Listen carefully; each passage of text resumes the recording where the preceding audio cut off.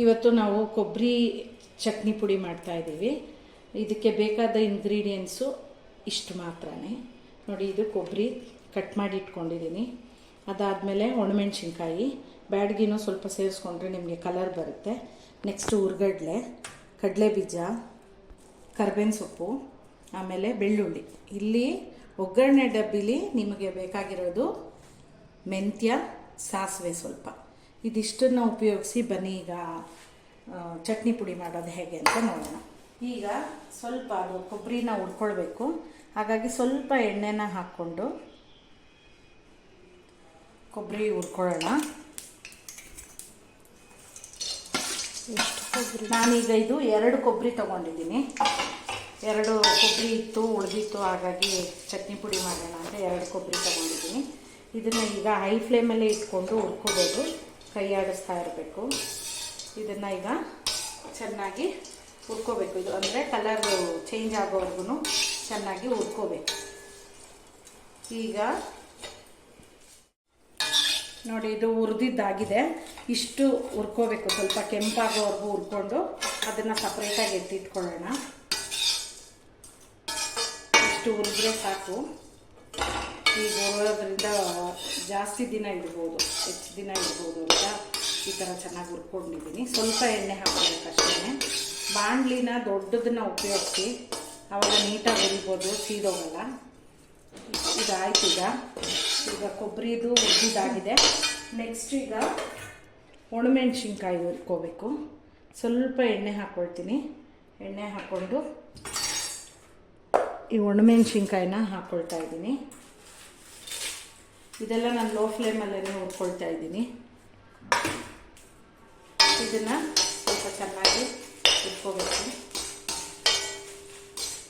ಇದನ್ನು 1-2 ನಿಮಿಷ ಹುರಿದ್ಬಿಟ್ಟು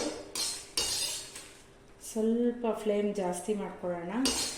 ಮಾಡ್ಕೊಂಡು ಇದನ್ನು ಹುರ್ಕೊಂಡು ಇದಕ್ಕೀಗ ಸ್ವಲ್ಪ ಮೆಂತ್ಯನ ಹಾಕಬೇಕು. 1 ಸ್ಪೂನಷ್ಟು ಮೆಂತ್ಯನ ಹಾಕ್ತೀನಿ. 2 ಕೊಬ್ಬರಿ ತೊಗೊಂಡಿರೋದ್ರಿಂದ 1 ಸ್ಪೂನಷ್ಟು ಮೆಂತ್ಯನ ಹಾಕಿದ್ದೀನಿ. ಇದನ್ನಿಗೆ ಹಾಗೆ ಹುರ್ಕೊಂಡು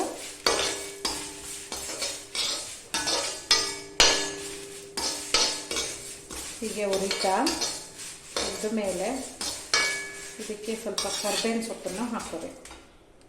ಕರ್ಬೇವಿನ ಸೊಪ್ಪು ಜಾಸ್ತಿ ಹಾಕ್ಕೊಂಡ್ರೂ ಫ್ಲೇವರ್ ಚೆನ್ನಾಗಿರುತ್ತೆ, ಹಾಕ್ಕೋಬೋದು. ಇದು ಸ್ವಲ್ಪ ಚೆನ್ನಾಗಿ ಚಟಪಟ ಅಂತ ಹುರ್ಕೊಳ್ಳಿ ಫಸ್ಟು.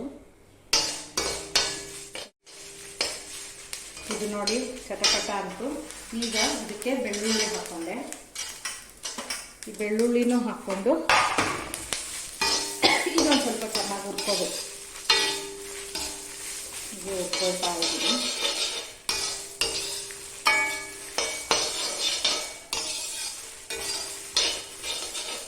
ಹೀಗೆ ಚೆನ್ನಾಗಿ ಇದನ್ನು ಸ್ವಲ್ಪ ಕೆಂಪಾಗಂಗೆ, ಬೆಳ್ಳುಳ್ಳಿ ಸ್ವಲ್ಪ ಚೆನ್ನಾಗಿ, ಅದು ಸಿಪ್ಪೆ ಸಮೇತ ಹಾಕಿದ್ದೀನಿ ಬೆಳ್ಳುಳ್ಳಿ, ಹಾಗಾಗಿ ಸ್ವಲ್ಪ ಕೆಂಪಾಗಂಗೆ ಹುರ್ಕೋಬೇಕು.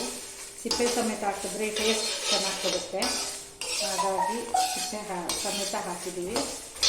ಇದನ್ನು ಚೆನ್ನಾಗಿ ಹುರಿದು ಈಗ ಇದಕ್ಕೆ ಎಷ್ಟು ಬೇಕೋ ನಿಮಗೆ ಕರ್ಬೇವಿನ ಸೊಪ್ಪು ಹೆಚ್ಚಾಗ್ತಷ್ಟು ಚೆನ್ನಾಗಿರುತ್ತೆ. ನಾನು 2 ಕೊಬ್ಬರಿಗೆ ನೋಡಿ ಇಷ್ಟು ಕರ್ಬೇವಿನ ಸೊಪ್ಪನ್ನು ಹಾಕಿದ್ದೀನಿ. ನೋಡಿ, ಚಿಟಪಟ ಶಬ್ದ ಕೇಳ್ತಾ ಇದೆಯಲ್ಲ ನಿಮಗೆ. ಇದನ್ನು ಒಂದಷ್ಟು ಸುಮ್ಮನೆ ಹಂಗೆ ಹುರ್ಕೋಬೇಕು. ಹೀಗೆ ಚೆನ್ನಾಗಿ ಚಿಟಪಟ ಶಬ್ದ ಬರ್ತಾ ಇದೆ ನೋಡಿ. ಅದರಲ್ಲಿರೋ ನೀರೆಲ್ಲ ಬಿಟ್ಟೋಗುತ್ತೆ. ನೀರೆಲ್ಲ ಬಿಟ್ಟೋದ್ಮೇಲೆ ಸ್ವಲ್ಪ ಚೆನ್ನಾಗಿ ಇದನ್ನು ಕಲಿಸ್ಬಿಟ್ಟು ನೀರೆಲ್ಲ ಬಿಟ್ಕೊಂಡ್ಮೇಲೆ ಹುರ್ಗಡ್ಲೆ ಹಾಕ್ಕೋಬೇಕು. ನೋಡಿ, ಈ ಥರ ಚೆನ್ನಾಗಿ ಹುರ್ಕೋಬೇಕು. ಆ ಘಮ, ಕರ್ಬೇವಿನ ಸೊಪ್ಪಿನ ಸ್ಮೆಲ್ ಕೂಡ ಚೆನ್ನಾಗಿ ಬರ್ತಾ ಇರುತ್ತೆ. ಅಷ್ಟರ ಮಟ್ಟಿಗೆ ಇದನ್ನು ಹುರ್ಕೊಳ್ತಾ ಇರಬೇಕು.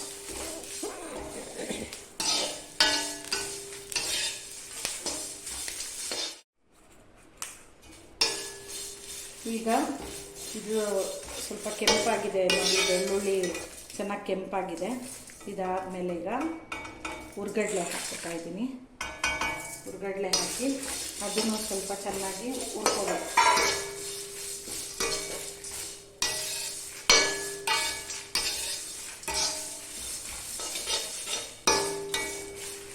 ಇದು ಚೆನ್ನಾಗಿ ಸ್ವಲ್ಪ ಹುರ್ಕೊಂಡು ಇದಾದಮೇಲೆ ಇದಕ್ಕೇ ಸ್ವಲ್ಪ ಹುಣಸೆಹಣ್ಣನ್ನು ಹಾಕ್ಕೋಬೇಕು. ಹುಣಸೆಹಣ್ಣು ಹಾಕಿ ಹುಣಸೆಹಣ್ಣನ್ನು ಸ್ವಲ್ಪ ಹುರ್ಕೋಬೇಕು. ನೋಡಿ ಇದಕ್ಕೇ ಈಗ ಇದು ಸ್ವಲ್ಪ ಚೆನ್ನಾಗಿ ಹುರ್ಕೊಂಡಿದೆ, ಹಾಗಾಗಿ ಇದಕ್ಕೆ ಪುಡಿ ಮಾಡಿ ಹುಣಸೆಹಣ್ಣನ್ನು ಹಾಕ್ತಾಯಿದ್ದೀನಿ. ನಿಮ್ಗೆ ಎಷ್ಟು ಬೇಕೋ ಹುಣಸೆಹಣ್ಣನ್ನು ಅಷ್ಟು ಒಂದು ಗೋಲಿ ಗಾತ್ರ ಒಂದಿಷ್ಟು ನೀವು ಆ ಹುಣಸೆಹಣ್ಣನ್ನು ಹಾಕ್ಬಿಟ್ಟು ಮತ್ತೆ ಚೆನ್ನಾಗಿ ಹುರ್ಕೋಬೇಕು. ಆ ನೀರಿನ ಅಂಶ ಹುಣಸೆಹಣ್ಣನ್ನೆಲ್ಲ ಹೋಗಬೇಕು, ಅಲ್ಲಿವರೆಗೂ ಚೆನ್ನಾಗಿ ಹುರಿಯಿರಿ. ನೋಡಿ ಇದು ಹುರಿದಾಗಿದೆ, ಹುಣಸೆಹಣ್ಣು ಅದೆಲ್ಲ ಗಟ್ಟಿಯಾಗಿ ಚೆನ್ನಾಗಿ ಹುರ್ಕೊಂಡಿದೆ. ಇದಾದಮೇಲೆ ಈಗ ಇದನ್ನು ತೆಗೆದು ಈ ಕೊಬ್ಬರಿ ಹಾಕಿದ್ದೀವಲ್ಲ ಅದೇ ಪಾತ್ರೆಗೆ ಹಾಕ್ಕೊಳ್ತಾ ಇದ್ದೀನಿ. ಸ್ವಲ್ಪ ದೊಡ್ಡ ಪಾತ್ರೆನೇ ತೊಗೊಳ್ಳಿ, ದೊಡ್ಡ ಪಾತ್ರೆನೇ ತೊಗೊಂಡು ಅದರಲ್ಲೇ ಹಾಕ್ಕೊಳ್ಳಿ. ಇದನ್ನು ಚೆನ್ನಾಗಿ ಹುರಿದಿದ್ದೀನಿ, ಹುರಿದಿರೋದನ್ನು ತೆಗೆದು ಇವಾಗ ಇಲ್ಲಿಗೆ ಹಾಕ್ಕೊಳ್ತಾ ಇದ್ದೀನಿ.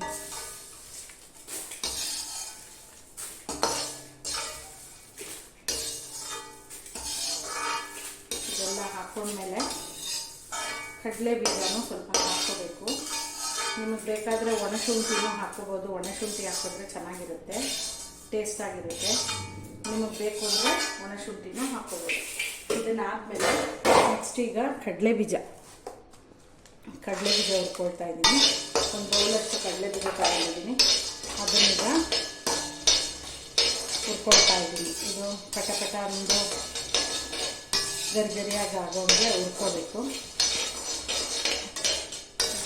ಇದನ್ನು ಹುರಿದು ಅದ್ರ ಜೊತೆಗೆ ಹಾಕಿಬಿಟ್ಟು ಆಮೇಲೆ ಅದು ತಣ್ಣಗಾದ್ಮೇಲೆ ಮಿಕ್ಸಿಗೆ ಹಾಕ್ಕೋಬೇಕು.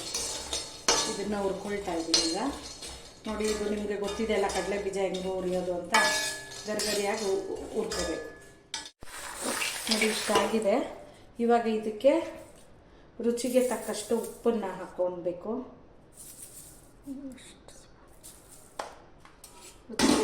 ಉಪ್ಪು ಮತ್ತು ಅರಿಶಿನ ಒಂದು 1/4 ಟೀ ಸ್ಪೂನ್ ಹಾಕ್ಕೊಳ್ಳಿ. ಹಾಕ್ಕೊಂಡು ಇದನ್ನು ಈಗ ಸ್ವಲ್ಪ ತಣ್ಣಗಾಗೋಕ್ಕೆ ಬಿಡಬೇಕು. ಇದನ್ನು ಚೆನ್ನಾಗಿ ಬೆರೆಸ್ಬಿಟ್ಟು ತಣ್ಣಗಾಗೋಕ್ಕೆ ಬಿಡಬೇಕು. ಒಂದು 5 ನಿಮಿಷ 10 ನಿಮಿಷ ಬಿಡಿ. ತಣ್ಣಗಾದ್ಮೇಲೆ ಇದನ್ನು ಮಿಕ್ಸಿಗೆ ಹಾಕೋಣ. ನೋಡಿ ಇದು ನಾವು ಹುರ್ಕೊಂಡಿದ್ವಲ್ಲ ಅದೆಲ್ಲ ತಣ್ಣಗಾಗಿದೆ. ಈಗ ನಾನು ಇದನ್ನು ಮಿಕ್ಸಿ ಜಾರಲ್ಲಿ ಹಾಕಿ ಪುಡಿ ಮಾಡ್ಕೊಳ್ತಾ ಇದ್ದೀನಿ.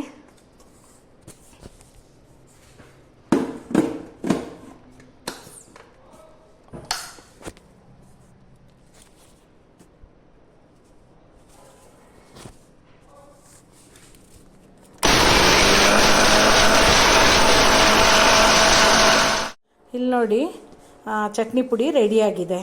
ಈ ಚಟ್ನಿ ಪುಡಿನ ಈಗ ನಾನು ಮಿಕ್ಸಿಗೆ ಹಾಕಿ ರುಬ್ಕೊಂಡಿದ್ದೀನಿ. ಕೊಬ್ಬರಿ ಚಟ್ನಿ ಪುಡಿ ರೆಡಿಯಾಗಿದೆ. ಇದನ್ನು ನೀಟಾಗಿ ತಣ್ಣಗಾದ್ಮೇಲೆ ಡಬ್ಬದಲ್ಲಿ ಹಾಕಿ ಇಟ್ಕೋಬೋದು. ಇದನ್ನು ನೀವು ದೋಸೆಗೆ, ಇಡ್ಲಿಗೆ, ಚಪಾತಿಗೆ, ಅನ್ನಕ್ಕೂ ಕೂಡ ನೀವು ಬೆರೆಸ್ಕೊಂಡು ತಿನ್ಬೋದು. ತುಂಬ ರುಚಿಯಾಗಿರುತ್ತೆ. ಇದು ನಿಮ್ಗೆ ಇಷ್ಟ ಆಗಿದ್ದಿದ್ರೆ ನಮ್ಮ ಚಾನಲ್ನ ಲೈಕ್ ಮಾಡಿ, ಶೇರ್ ಮಾಡಿ, ಸಬ್ಸ್ಕ್ರೈಬ್ ಮಾಡಿ. Thank you.